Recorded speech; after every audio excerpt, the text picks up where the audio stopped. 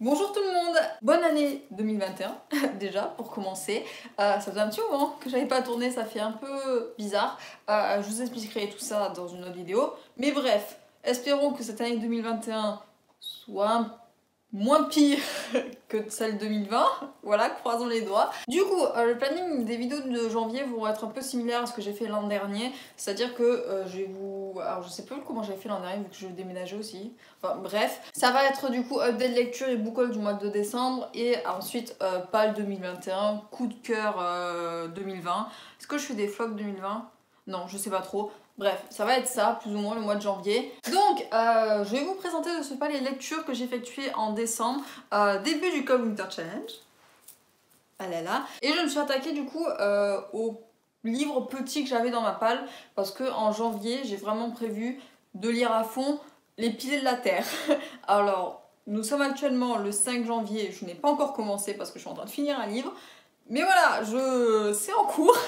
Donc je me suis dit, avant de m'attaquer à la grosse bricasse de 1000 pages, et étant donné qu'en novembre j'avais absolument rien lu, je me suis dit on va remettre petit à petit les pieds dans les étriers. Parce que si je commence direct en décembre par les Piliers de la Terre, je vais pas m'en sortir. Et je suis très contente de mes lectures de décembre, voilà, de mes lectures de fin d'année 2020, parce que globalement j'ai eu que de belles lectures. Je suis très contente, dont le coup de cœur intersidéral dont je vais vous parler en premier, vu que c'est le premier livre de décembre que j'ai lu, et qu'il me fallait bien ça pour me remettre à lire, parce que punaise, mon dieu. Sans plus attendre, je vais vous parler, hop là, de ce bijou, du troisième tome des Plis des Mémoires, Les Terres de Cristal de Gabriel Katz aux éditions Pocket. Oh, quel bonheur, quelle magnificence, je sais que je parle plus français, mais que voulez-vous, j'en perds mes mots quand je parle de cette saga parce que c'est juste un énorme coup de cœur. Je disais que j'allais faire un top 2020, ça va y être, forcément que ça va y être. Donc je suis extrêmement contente d'avoir fini cette saga et de vous en parler maintenant. Donc pour résumer les événements du tome 2, on retrouve nos trois personnages qui ont fui les terres communes vers leur terre d'origine, voilà, pour essayer de savoir qui ils sont, essayer de retrouver un peu de la famille et surtout chercher les indices du pourquoi, du comment ils se sont retrouvés sans mémoire, sans rien du tout. Et si dans le tome 2 du coup chacun des personnages sait qui il est, maintenant ça va être la grande guerre, entre guillemets, dans le sens où ils vont chercher des comptes, ils vont aller parler aux différentes personnes qui les ont rendus dans cet état-là, ils vont les traquer, ils vont chercher à comprendre le pourquoi du comment. Et c'est d'une coolitude.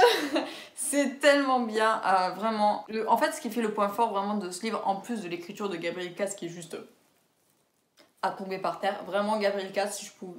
Je le répète à chaque fois que je parle de Gabriel Katz, mais je veux son talent, en fait. je veux écrire comme il fait, parce que c'est pas l'écriture poétique, c'est pas l'écriture détaillée, mais c'est tellement bien foutu, je saurais pas comment décrire sa plume, c'est authentique, en fait. C'est quelque chose de très impactant, et c'est énorme. Vraiment, c'est trop cool. Et donc, ce qu'il en résulte de cette écriture, c'est que l'amitié... Même pas l'amitié, les liens familiaux qui vont se construire entre les trois personnages est juste... Vraiment, c'est du feu de Dieu, c'est aux petits oignons, c'est tellement bien fait. Je les aime d'amour et ils s'aiment d'amour aussi entre les trois parce que à la fin du tome 2, Olen est dans une situation un peu critique et la réaction que va avoir Nils ou Carib va être tellement touchante parce que justement en fait ils se sont réveillés tous les trois dans un endroit paumé, ils savaient pas où ils étaient, ils savaient pas qui ils étaient et entre eux du coup il règne une confiance de malade mental et ils donneraient leur vie chacun pour l'autre en fait et c'est juste trop bien. Vraiment, c'est le pilier, vraiment, et je pense que c'est normal, hein, c'est ce que veut faire retranscrire l'auteur, c'est que, voilà, l'histoire ne serait rien sans ces trois personnages, et à un moment donné, en fait, il y a un truc qui m'a un peu fait rire, c'est que à la fin du bouquin, il y a une part d'ombre qui reste, qui font que les trois personnages, ils font « Ah, on saura jamais ce qui s'est passé à tel moment ». Et la fin, à la fin, il y a Nils juste qui dit « Ben on s'en fout !» Et juste c'est la dernière phrase et ça m'a fait tellement rire, j'étais mais c'est tellement ça, qu'est-ce qu'on s'en fout en fait, parce que maintenant c'est fini. Et puis voilà, enfin, chacun va faire sa vie, et il y aura toujours ce lien entre eux, et c'est ça le plus important, c'est ça ce qui se transmet dans ce livre. Et même que l'auteur nous fait quand même le bonheur, enfin le loisir, c'est que du coup, l'auteur nous raconte ce qui s'est passé cette nuit-là, sans le faire découvrir au personnage du coup.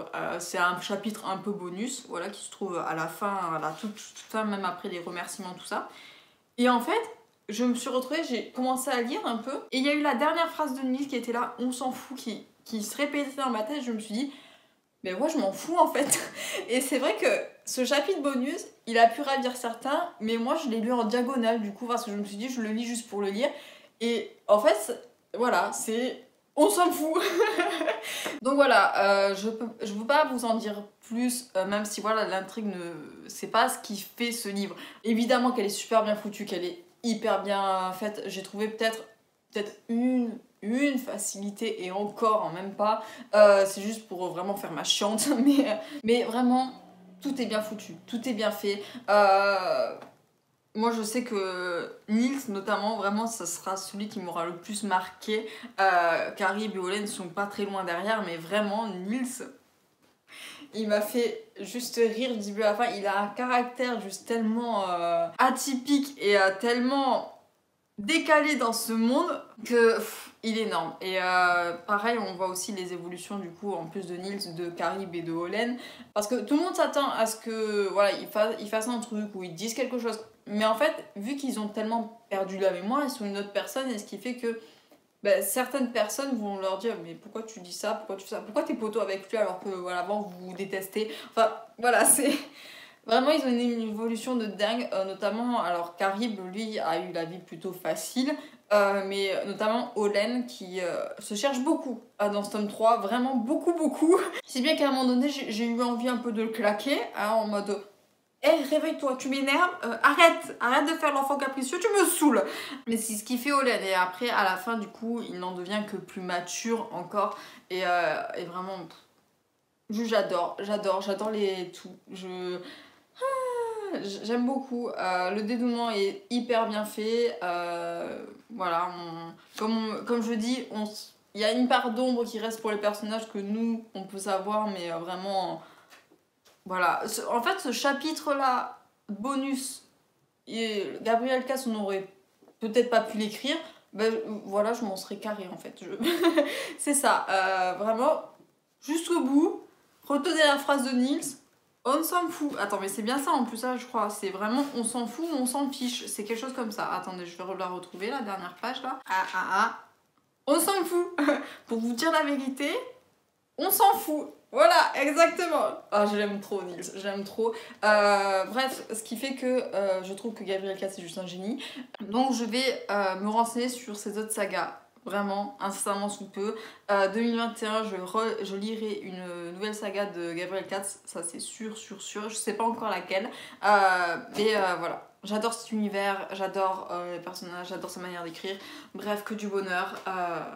Voilà, lisez Le Puits des Mémoires. C'est français en plus, donc franchement, vous pouvez y aller les yeux fermés. Ensuite, j'ai joué le jeu.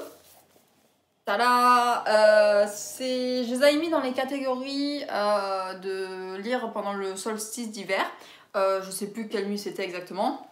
Et j'ai joué le jeu, je les ai lus pendant cette nuit-là. Voilà, les deux. Alors j'en ai mis qu'un dans la catégorie, mais bref, passons. Je vous présente le tome 4 et le tome 5 de FMA aux éditions Perfect, aux éditions Kurokawa, par Hiromu Arakawa, que j'aime d'amour. FMA, c'est trop bien. De toute manière, quand je vous parle pas de Shingeki no Kyojin, je vous parle de FMA. C'est, voilà, ma vie. C'est trop bien.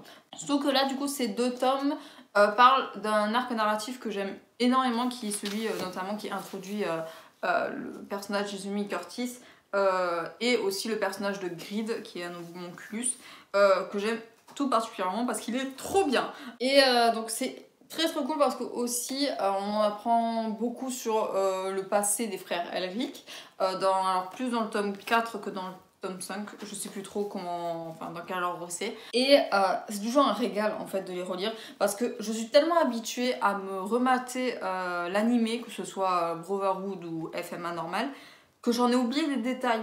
Et ce qui fait que même quand je sais ce qui se passe, il y a toujours des petits trucs qui font que ben, je me souvenais plus. Par exemple, il y a le moment où les deux frères Elric sont encore gamins et qui vont sur l'île. Je me souvenais plus du tout qu'il y avait le clampin de la boucherie là qui les martyrisait pendant un mois sur l'île. Pour moi, enfin, j'étais restée dans la version animée où voilà, ils cherchent la réponse à la question de leur sensei. Mais vraiment, j'avais complètement zappé. Et sur le coup, je fais mais c'est qui lui? Que je me souviens plus, mais qu'est-ce qu'il fout là? Et donc, c'est vraiment un réel bonheur voilà, de me proplonger dedans, de relire, de redécouvrir ces personnages qui ont fait mon enfance, qui sont énormes, trop cool. Et puis voilà, comme je l'ai dit, ça introduit des personnages que j'aime beaucoup. Là, il manque plus que Olivia Armstrong. C'est terminé là, là je suis pouf, le futur, c'est trop bien. Mais Izumi Curtis est quand même l'un de mes personnages féminins les plus badass de la Terre. Vraiment, c'est très cool d'avoir des personnages féminins qui en montrent, voilà, qui sont très cool. Notamment aussi avec Risa Okai, qui je sais plus, c'est sergent, je crois qu'elle est dans l'armée. C'est trop bien foutu, j'aime beaucoup. J'ai hâte d'avoir les autres tomes, de me replonger dedans, parce que là, du coup, on commence à toucher du doigt ce qui va se passer, la grosse intrigue, quelque part. Mais vraiment, ça va être tellement du feu de Dieu. J'ai tellement hâte de revoir la fin en manga, comme je dis, parce qu'il faut, il y a des choses que j'ai oubliées, qui ne sont pas retranscrites dans l'animé, et... voilà, ça va être la grosse découverte. Même si je sais ce que c'est, même si je connais l'histoire, il y a toujours une part de surprise, on sait pas. Donc voilà, je ne saurais que vous conseiller FMA. Alors vous pouvez les trouver facilement sur internet, les scans. Pour ceux qui ne veulent pas encore se projeter et les acheter, mais juste, elles sont trop belles en plus ces éditions. J'ai tellement hâte d'avoir le tome 6, je sais plus c'est qui la couverture. Je crois que c'est Luxt et... elle est trop belle, elle est beaucoup trop belle. Là aussi, une femme badass, méchante en plus, génial. Ensuite, j'ai terminé 2020 en finissant une saga. Je vous présente le troisième et dernier tome de la saga Les Mystères de l'Aristème, l'élixir ultime de Lucie Pierre Rapageau, aux éditions, alors là il me semble que c'est Gallimard. Bah écoutez, ce fut une lecture très sympa, vraiment très cool. C'est la première fois que je lis un steampunk français, si j'accepte Pierre Pével. Mais vraiment une très chouette découverte. J'ai beaucoup aimé ces derniers tomes et la saga en général. Parce que du coup c'est un style, le steampunk, que je voudrais vraiment lire de plus en plus. Et donc voilà, je suis très contente d'avoir découvert ce style-là avec cet auteur. Je l'ai trouvé très sympathique. Après ça reste quand même plus porté jeunesse que adulte. C'est peut-être pour ça que c'est pas le coup de cœur de malade. Mais vraiment très sympa. Ça apporte les réponses à nos questions. Alors par contre moi j'ai juste une petite question qui me taraude un peu, c'est où est passé Jules Verne? Ça, lui, on sait toujours pas ce qu'il est devenu. C'est peut-être le seul point noir que je suis là en mode... On a oublié quelqu'un, non? Bon, bref. Après, l'happy ending est vraiment, voilà, comme je disais, très enfantin, quelque part. Vraiment très... Je sais plus comment j'avais dit sur Instagram, cuculapraline, je crois. Dans le sens où, voilà, tout le monde est ami, tout le monde est mignon, tout le monde s'aime, et puis voilà. Mais sinon, ça reste très bien fait. J'ai beaucoup aimé l'évolution du personnage de Liberté, notamment que au début du tome 1, c'est pas que je pouvais pas m'encadrer, mais que je la trouvais très niaise et très faible. À partir du moment où elle commence... alors certes, le pouvoir qui va lui tomber dessus, c'est une énorme malédiction, mais ça va l'aider quand même à prendre énormément confiance en elle, à avoir... vraiment de l'impact dans l'histoire. Dans le tome 2, du coup, je l'ai beaucoup aimé. Dans le tome 3, alors, elle a des phases un peu où elle a pas confiance et d'autres phases un peu de badasserie. Mais du coup, ça reste un personnage très humain et que j'aime beaucoup, beaucoup. Voilà, Liberté, ça a été vraiment le personnage qui m'a le plus. Voilà, que j'ai le plus aimé. Nathanaël aussi, je l'ai beaucoup aimé. Peut-être un peu moins dans ce tome-là parce qu'il est. Je sais pas, pour moi, il avait gagné en maturité dans le tome 2 et il a perd dans le tome 3 parce qu'il des fois, il fait des choix où je me disais. Mais mec, c'est pas la priorité en fait. Et alors je sais pas si c'est l'âge qui fait que voilà, il a 15 ans, donc bref. Mais Liberté et Carmine ne sont pas forcément plus vieilles que lui. Donc bon, il y a un écart je trouve qui fait que je sais pas pourquoi il est voilà, descendu un peu comme ça. Mais ce qui fait qu'il y a certains moments où j'étais là, tu m'énerves, j'ai envie de te claquer. Dans le premier tome et dans le deuxième tome, je te vénérais, je te kiffais. Dans le troisième tome, tu m'énerves, c'est pas possible. Donc bon, c'est le seul petit bémol que j'ai à faire.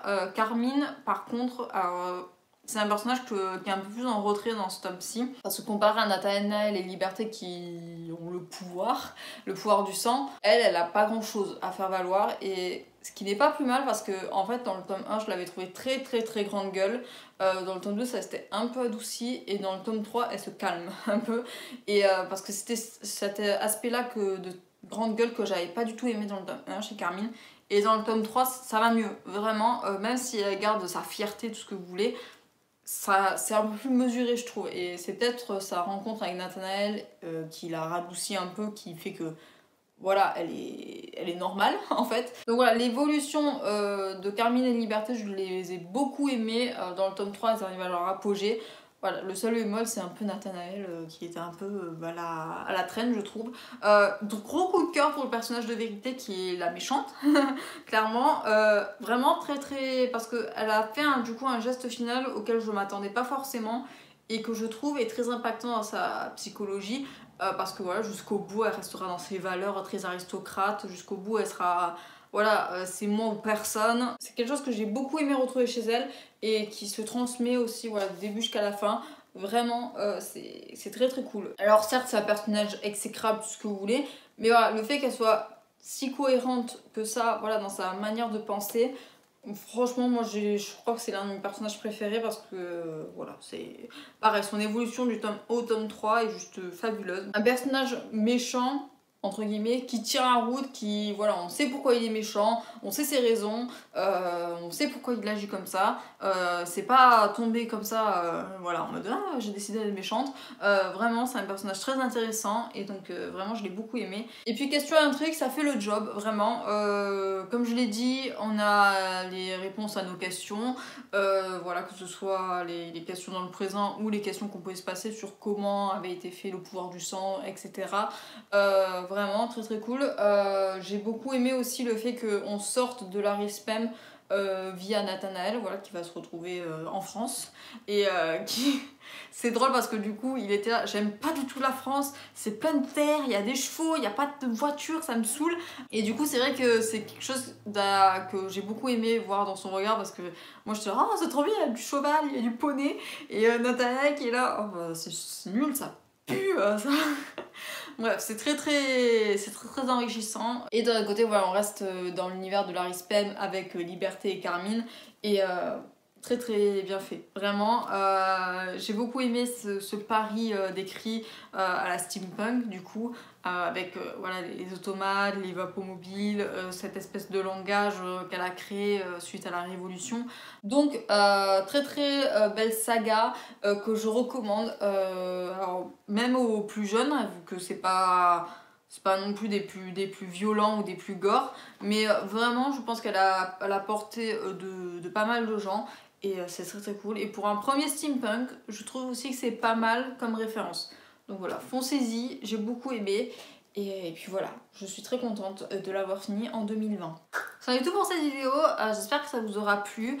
Voilà, petite update des familles pour se remettre dans le bain des vidéos. J'avoue que ça m'avait un peu manqué. La pause que j'ai prise de 3-4 semaines, ça m'a fait du bien. Mais j'avais hâte de vous parler de mes lectures. J'ai hâte de vous parler du coup de ce que j'ai reçu aussi. Et maintenant, il faut que je fasse aussi mes bilans de l'année 2020 et ce que je projette pour 2021. Voilà. J'ai très très hâte du coup de filmer ces vidéos. J'ai le planning de janvier. c'est bon. Et une partie du février, c'est sympa aussi. Et puis voilà, je vous souhaite à tous, encore une fois, une très belle année 2021. J'espère que vous avez pu profiter de vos fêtes de fin d'année malgré la crise sanitaire actuelle. Et j'espère que tout va bien de votre côté. J'espère que votre année 2020 c'est bien fini et que cette année 2021 commence bien pour vous. Et sur ce, je vais vous laisser. Je vous souhaite à tous une excellente journée, un excellent week-end, un excellent Cold Winter Challenge pour ceux qui participent et bien évidemment d'excellentes lectures. Bye bye!